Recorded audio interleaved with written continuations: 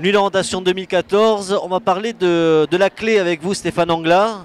Bonjour. Bonjour. Vous êtes proviseur adjoint au lycée Sixte-Vignon, lycée bien connu Oui. sur l'agglomération tarbaise. Par contre, la clé, j'avoue, c'est un dispositif que je ne connaissais pas. Alors, c'est pas la clé, c'est le clé. Le clé. Comité local école-entreprise. C'est une structure qui dépend de l'inspection académique, donc il y en a une par département et ça fait partie de l'éducation nationale. C'est constitué d'un animateur que je suis et je suis secondé par une coordonnatrice qui m'aide dans tout ce qui est relations.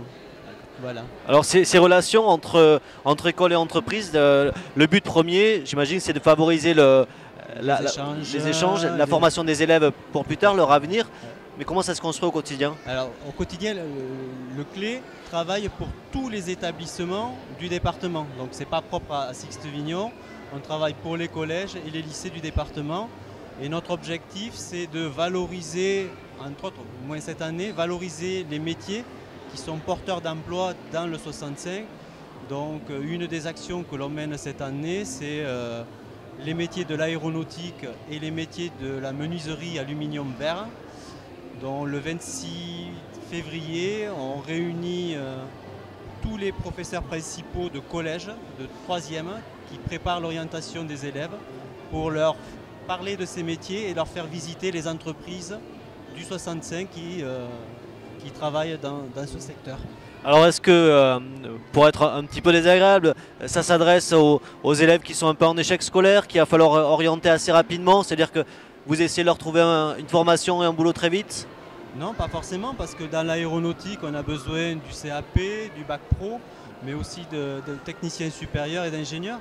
Donc c'est tous les niveaux qu'on en a besoin de personnel. Donc l'échelle des formations, elle part du CAP au bac pro, au BTS, principalement pour l'aéronautique à Jean-Dupuis.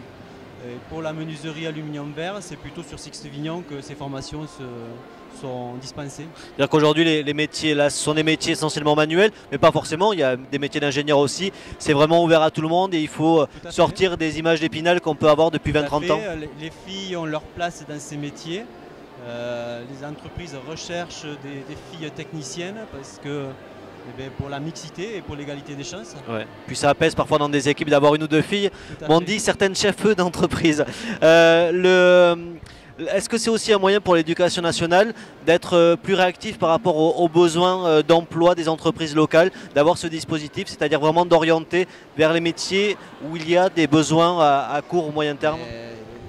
Je pense que c'est intéressant pour les personnels de l'éducation nationale de savoir quels sont les métiers porteurs d'emploi pour le dire aux élèves, parce que actuellement l'emploi il n'est pas forcément trop en pointe, donc c'est important que les jeunes sachent où il y a de l'emploi actuellement, bon, que ce soit sur le 65 ou sur Midi-Pyrénées. Tout le monde sait que l'aéronautique est porteur pour notre région.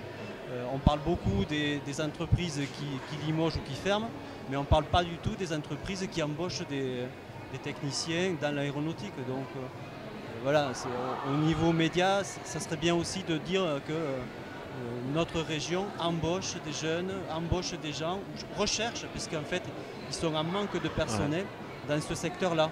Très bien. Mais merci, mais le message est transmis. Merci, Stéphane Angla.